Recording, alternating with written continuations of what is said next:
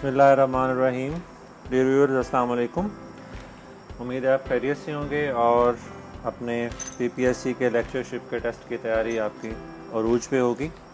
तो आज हमने इसी तैयारी के सिलसिले को आगे बढ़ाते हुए चौसर के तमाम इम्पॉर्टेंट क्वेश्चंस और पास्ट क्वेश्चन जो पीपीएससी में पूछे जा चुके हैं उनको डिस्कस करना है।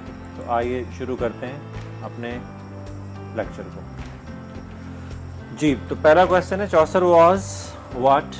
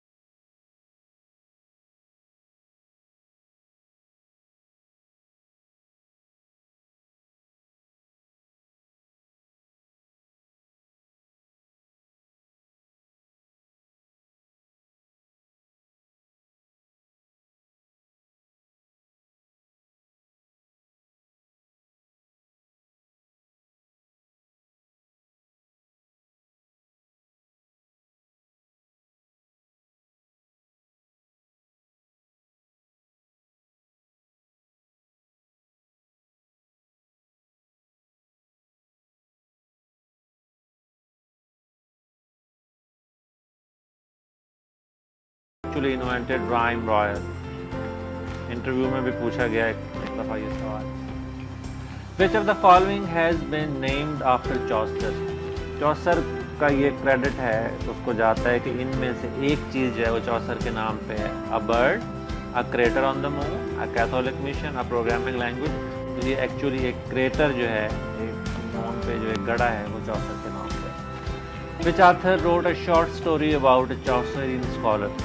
It was actually Rudyard Kipling who wrote a short story about a Chaucerian scholar. Which of the following is not a period that Chaucer's work can be grouped?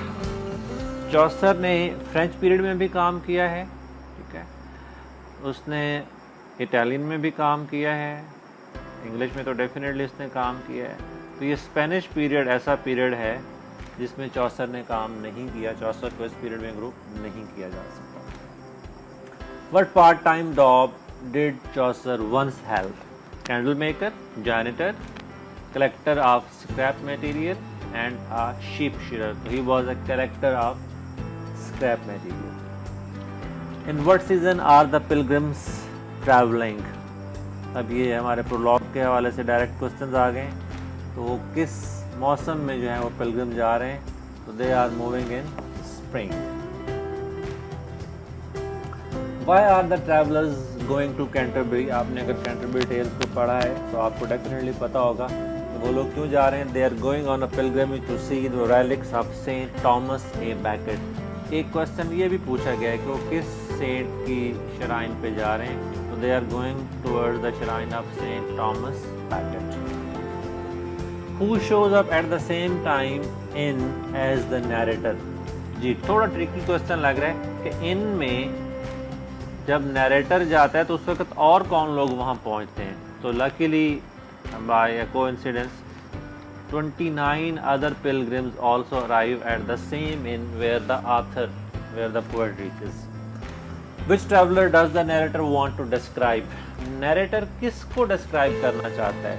Man को, all of 29 companion को, slave princess और charioteer को, या just the one who tells the best stories. He actually wants to describe all those 29 people who are actually discussed in the prologue to the Canterbury Tales. What does the narrator want from the other travelers? क्या चाहता है दूसरे traveller से? So he wants them to tell him stories. What ये चाहता है कि वो जो बाकी सब लोग हैं वो क्या करें? What को stories सुनाएं। Who acts the most nobly and virtually? Religious characters के बारे में ये क्वेश्चन है, ठीक है। तो ये सबसे नोबल और वर्चुअस कैरेक्टर जो है जिसको चौसर ने एक एम्बॉडीमेंट के तौर पर रिप्रेजेंट किया है, एक क्राइटेरिया बना के उसको रिप्रेजेंट किया, तो वो नाइट का है। Who is the knight's son? Definitely you people know, he is the squire. What is the prioress devoted to? प्रायरेस जो है वो किस चीज़ में डिवोटेड है? तो she is very much devoted for courtly behaviour and courtly love. Why is the monk not very monk like? Monk जो है वो मंक के जैसा क्यों नहीं है? तो एक्चुअली उसकी क्वालिटी ये है कि एक तो वो हंटर है और वो हॉर्स राइडिंग को बहुत पसंद करता है। He looks like a Lord, वो लॉर्ड्स की तरह बिहेव करता है, मंक की तरह तो वो बिहेव ही नहीं करता। What does the friar easily get people to do? Friar की क्वालिटी ये है कि वो लोगों को involve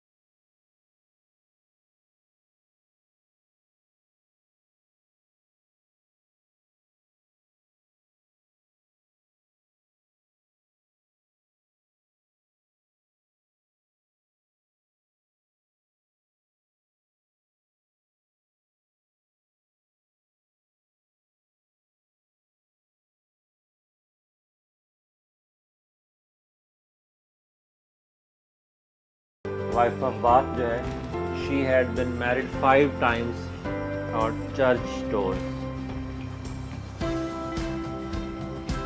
Then comes, which are the only 2 characters who seem to truly uphold Christian ideals?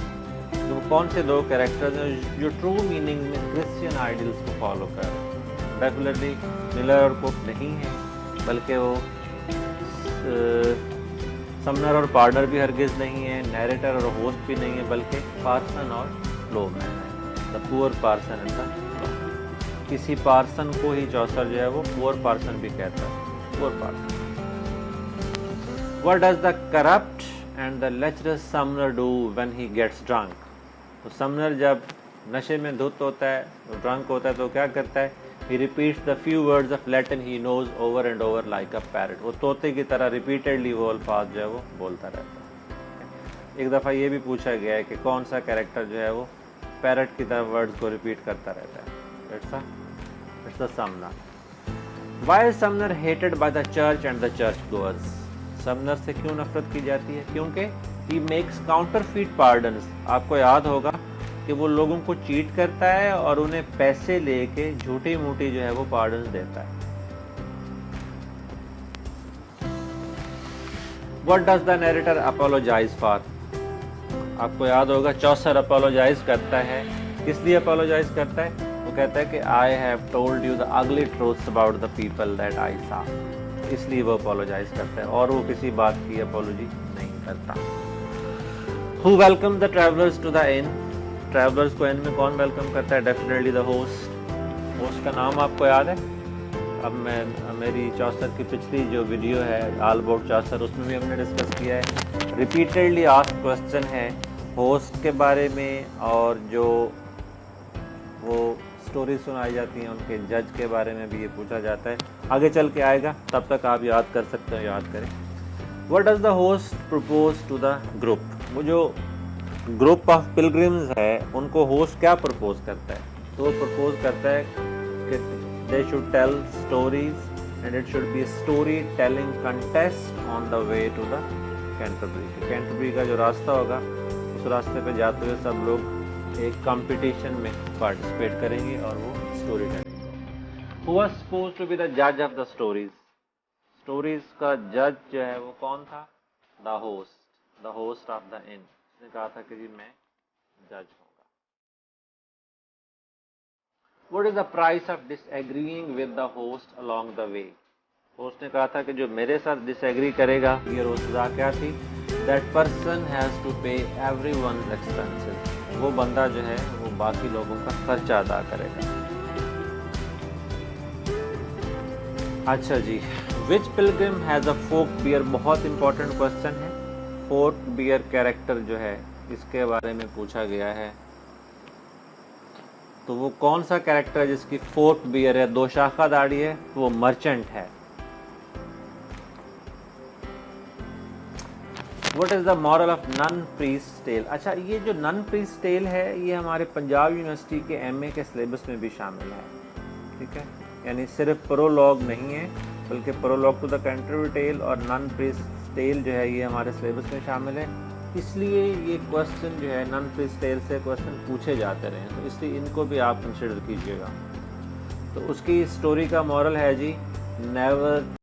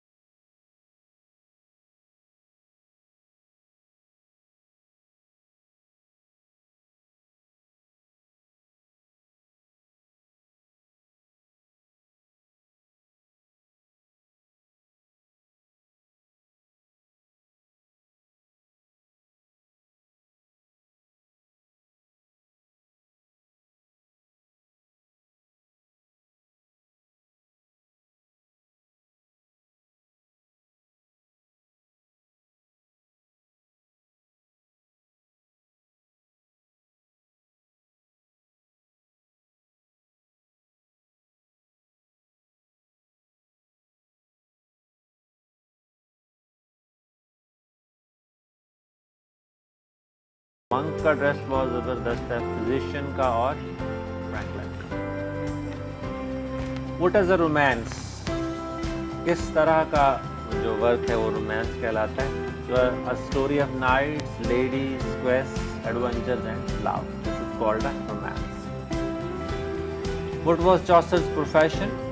Chaucer का प्रोफेशन जो था वो सिविल सर्वेंट था, वो पोएट बाय प्रोफेशन नहीं था, ये याद रखिए। For which social class did Chaucer write? Nobility, all levels of society, illiterate peasants, merchants. So he writes for all levels of society. Which pilgrim carries a brooch inscribed with Latin words meaning love conquers all? कि वो किस character ने एक ब्रूच पहना हुआ है जिसके ऊपर लिखा हुआ है एमर विंसेंट ओमनिया, ये लिखा हुआ है उसके ब्रूच पे विद कैपिटल ए। और वो कैरेक्टर कौन सा है? द पायरस। पायरस ने एक ब्रूच लिया हुआ है जिसके ऊपर एक कैपिटल ए लिखा हुआ है और वो एमर विंसेंट ओमनिया लिखा हुआ है। Which characters are connected to the church? Religious characters भी कहलाते हैं, एक्लेसियास्टिकल कैरेक्टर्स भी कहलाते हैं, चर्च कैरेक्टर्स भी कहलाते हैं। और ये हैं prioress number 1, the monk, the friar, the summoner and the father. तो ये prologue to the Canterbury Tales में 5 जो है वो रिलीजियस कैरेक्टर्स का जिक्र हुआ। What does the squire wear? Squire ने क्या पहना हुआ है? तो स्क्वायर ने एक बहुत रंग बिरंगा जो है वो क्लॉथ एम्ब्रॉयडर्ड विद फ्लावर्स, ये वाला ड्रेस पहना हुआ है। What was the plan of the poet about the stories? Poet का एक्चुअल प्लान क्या था स्टोरीज के बारे में? कि हर बंदा एक कहानी सुनाएगा, 2 सुनाएगा, 3 सुनाएगा या 4 सुनाएगा। तो basically poet had a plan that everyone will tell 4 stories, 2 जाते हुए और 2 वापस आते हुए। Which inn are the pilgrims staying? Interview में पूछा गया ये सवाल और टेस्ट में भी आया है कि जो जिस इन में वो रुके थे उस इन का नाम क्या था? That was Tabard Inn. Tabard. Who was the host of the inn? Host of the इन का नाम क्या था? तो ये अभी हमने थोड़ी देर पहले भी बात की है कि होस्ट का नाम हैरी बैले था और ये हैरी बैले ही जो है ये जज भी था और इसने ये भी डिसाइड किया था कि जो मेरे साथ डिसएग्री करेगा वो बाकी सब लोगों का एक्सपेंसेस बियर करेगा। और आपको याद होगा कि जो विनर ऑफ द स्टोरी है उसके लिए भी इसी ने डिसाइड किया था कि उसको एक सम्पियस मील जो है वो फ्री ऑफ कास्ट दिया जाएगा। What was the prize for the best story teller? के बेस्ट स्टोरी टेलर के लिए प्राइज क्या था? फ्री मील, उसको जो है एक समझ के उस फीस जो है वो मिलनी थी। तो ये हमारे 45 क्वेश्चन थे जो हमने डिस्कस किए। मैंने कोशिश की कि आपको थोड़ा सा उसका बैकग्राउंड भी बता दिया जाए साथ साथ। तो 45 मार्क्स का ये आप अपने से टेस्ट ले लें और आप देख लें कि अगर आपका इसमें स्कोर जो है वो 50% आता है, यानी 22-23 अगर आपके जवाब दुरुस्त हैं तो आपका स्कोर रीज़नेबल है। और अगर आप 30 पे एग्जिस्ट कर रहे हैं तो आपका 64 का जो नॉलेज है वो बहुत ज़बरदस्त है, वेरी गुड है। Wish you good luck, thank you very much for being with us. अल्लाह हाफिज़।